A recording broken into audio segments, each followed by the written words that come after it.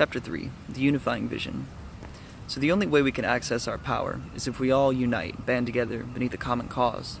And in a society such as ours, where we're sort of trained to fight over everything as if it's the war of the ages, this can be difficult. So affirm now in the beginning, you're not going to try to convince anyone of anything. We're not going to be evangelists towards a new earth. We're going to gather people that already have that mindset and band together beneath a common unifying vision. And no one person can create this vision. We have to create it together. We all carry a piece of the puzzle.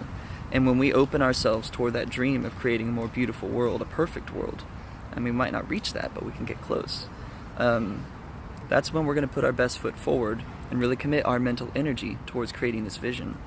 So all I can do in this video is share my vision for the future and ask you to do the same in whatever format you choose, whether you want to make a video, write about it, just talk about it when you're at the bar or the coffee shop or anything. Just put your mental energy towards visualizing it. So I see a world where machines and mechanization and automation in general is put into the service of mankind rather than just the service of the people who own the machines in the factories. You know, we have a massive wealth disparity. And that's not a matter of greed and wanting something from anybody else. It's just the idea that balance and fairness is important in all things. And you can't have a generation that rules on top of another one. We have to all be in this together. And for a healthy, functioning economy, the productivity of the worker has to be kept with the worker. And some people yell capitalism, some people yell communism, socialism, etc. I believe these are all pieces of the puzzle that we've not fully solved yet, and we have to solve it together. But I believe the world of the future will be based not on work, because basic human needs will sort of be met through machinery and automation. Our social capital, our worth as individuals, will be measured in what we give to the community, what we give to the world, not by what we take from it, especially not what we hoard from it. I think, of course, we're going to have commercial aspects, and people that want greater wealth and greater ability to create, they'll be able to do that. But we can't have people and systems and corporations hoarding 97% of the world's wealth, or however that statistic goes. So it just oppresses everyone else and destroys their creativity. We all have so much to give to this world, and we live in a system that won't let us, that won't facilitate it in any way. And at the end of the day, that's not selfishness, that's selflessness. Building a system where we can give of ourselves, because we all want to. We want to create, we want to have a legacy, it's just who we are. And greed is just a corruption of the fear of lack. So when we turn our machines away from greed towards humanity, we're going to start dissolving that fear of lack. And then greed, sort of its mirror image, will dissolve with it. So I think we need to fundamentally change the way we look at government. We look at them as these unwieldy, just burdensome, broken systems run by inherently corrupt men. And yeah, they're terrible, and there's really not much we can do about it. We definitely don't feel like we have a say in it. I know we're supposedly a Democratic Republican society, but when they control the candidacy, it doesn't matter who you vote for. So the first thing we need to do is say the power of money in the political spectrum must be made taboo. Like, it cannot exist. I mean, not buying advertisements for your candidacy, not buying bots to manipulate public sentiment on the internet, none of it. Money can have nothing to do with it. And the only way we can get around that is to create national forums wherein anyone who meets the requisite number of signatures can get a voice. They can stand and they can voice their view, their outlook. And it doesn't matter if you're rich or you're poor or where you come from or anything. You have the same voice. And then we'll just sort of weed them out from there and go up. We should definitely visit the idea of, what do they call it, ranked choice type elections, where instead of it's just all or nothing, choose one. You say, well, I prefer this one, rather have this one, okay, definitely not this one. Where you rank it and it's mathematically formulated so that it's not just the lesser of two evils, because as we can tell, that has created a world that's pretty evil.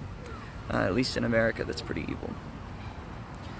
We're going to need to use technology to bring our government into the modern age. And instead of even thinking of it as government, we should look at it as civic administration. Strip them of almost all of their powers, especially the federal government. Definitely, we're going to unequivocally end war in all forms. It has to be the absolute last resort. I mean, they have to be beating down our door with tanks before we engage in war. I mean, this is insane. This preemptive war, the military-industrial complex, the fear-mongering of the media, this has to go. And when we allow ourselves to fear, we allow ourselves to be manipulated. So we're just going to have to find the courage to say, we're not going to engage in this anymore. We're not going to allow it. We're tired of war.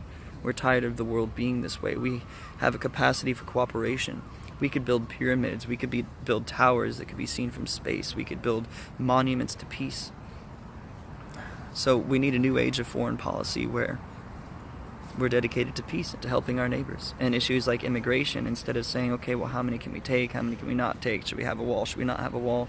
We should look at it and say, why are people so desperate to leave their homes? Let us help them. Let us stabilize their country with their help. Not go in and invade it, knock it down, and then try to install a puppet government or use other black market CIA coups and things like that. But legitimately, just go in and help. How can we help your infrastructure? We're going to build you some factories. We're going to build some automated farms so that you guys have food. You know, we're going to do it the right way. We're going to help our neighbors, not take them over for special interests. Just one example of we need to just drastically broaden our perspective on all the issues that we're faced with in the day-to-day. We're going to need to just back on the election system. I don't think anyone trusts the election system at this point anymore. Definitely not the primary system, but just a couple of things. Primaries should all be held on the same day, and we should get the results at the same time. We have to stop treating election cycles as if they're horse races. This is ridiculous. We're going to need new voting machines that are transparent and accountable, where we can actually see what's going on. And I'm sure we have the technology that we can do it in such a way that anonymity is protected and yet integrity is protected as well. It's vitally important. Open primaries in all forms. We have to forever strip the power of the two-party system. You can form a political party, but you cannot entrench yourself into the system and shut out everyone else, as we've seen with the Democrats and the Republicans. This has to go as well. But we need to start pulling back powers. Like when we created the federal government, it was because we didn't have speed of light communication. We needed to have a strong central leadership to be able to make the decisions for the whole. But now the opposite is true. We don't need a federal government at all, really. I think the federal government should be relegated to protecting the environment, maintaining an economy, and we need to get rid of the Federal Reserve System, not for all the conspiracy theory reasons, but because it's a debt-based currency. Every dollar that exists, we owe to a private institution with interest. We can never escape from the national debt because of this. So we need to let them go. That was all special interests bought in the 1900s anyway. They're just a corporation. They're exploiting us as well. So we need to get rid of the Federal Reserve System, create a truly American currency through our own treasury. Vitally important.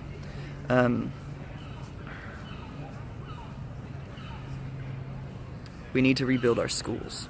I don't mean just revamp them. I mean we need to build new schools entirely.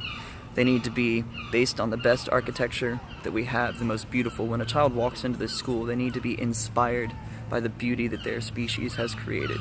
I mean, an inspiration, awe-inspiring on every level, tears and waterfalls and gardens and just beautiful. We're going to revamp the education system to teach critical thinking and philosophy and ethos and dispense with all the bullshit that we're never going to use.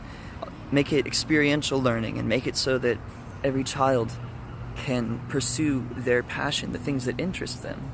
Have a common core of knowledge, of course, but use that as a starting point so that they can branch and follow whatever holds their interest with no inhibition whatsoever. We will find geniuses. We will find that we unlock the potential of a generation very, very quickly, and that alone will do more to save the world than we could do in our generation.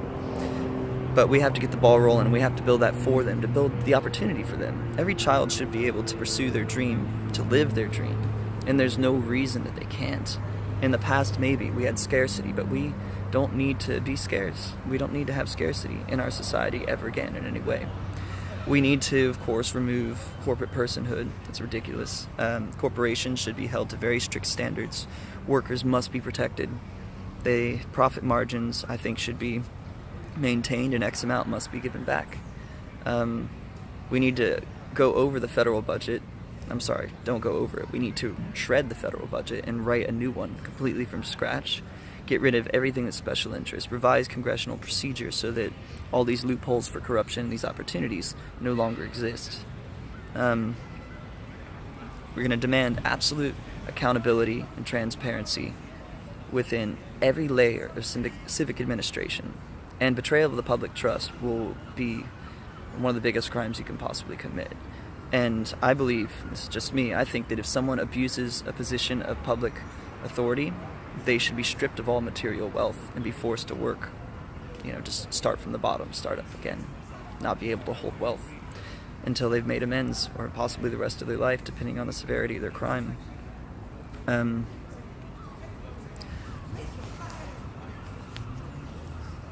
Socially, we've been taught a sort of conformity.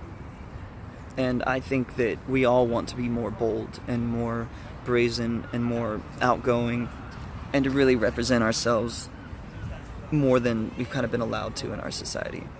We look back on the past when we had heroes and these people, these noble people that people would know for miles around because of their deeds and their exploits and their strength of character, where honor and nobility were sort of a way of life, and we've sort of abandoned that. We've been homogenized by our society. I think we need to bring that back, and that starts with us by saying we want to behave with honor. We want to pursue the noble path. We want to create a world that is more culturally rich. And that's going to take courage on our parts, but I think we should all definitely agree to just begin that process. Let's just be our wildest, boldest, craziest selves. And,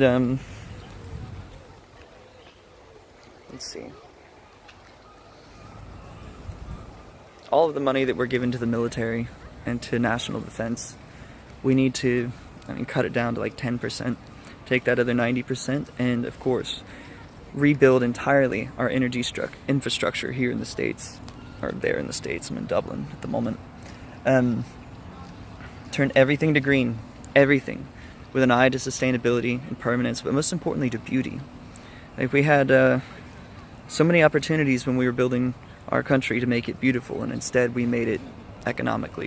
Not even economically. We made it to cut corners and maximize corporate profits. We have ugly bridges and we have ugly roads, and we can create a beautiful world. So when we're revamping our entire infrastructure with all this money that we take back from this ridiculous warmongering defense system that we've created, let's make it beautiful as well.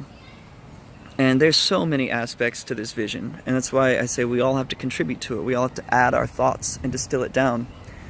And these are just a few of mine. So I hope you'll do the same. You'll create or add in the comments your thoughts and your feelings about these things, and make your own videos. Tag me, and I might want to hear it. And let's get this ball rolling. And it will distill down, and I'm sure I'll make more videos after I get feedback from you guys, where we're sort of tightening it up and we're making it more cohesive and coherent, and not 13.5 minutes long of people rambling. So, get started. Tag me. Let me know. Get some information in the comments too. By the way, I forgot. Make sure you like and subscribe. We gotta get this thing around, alright?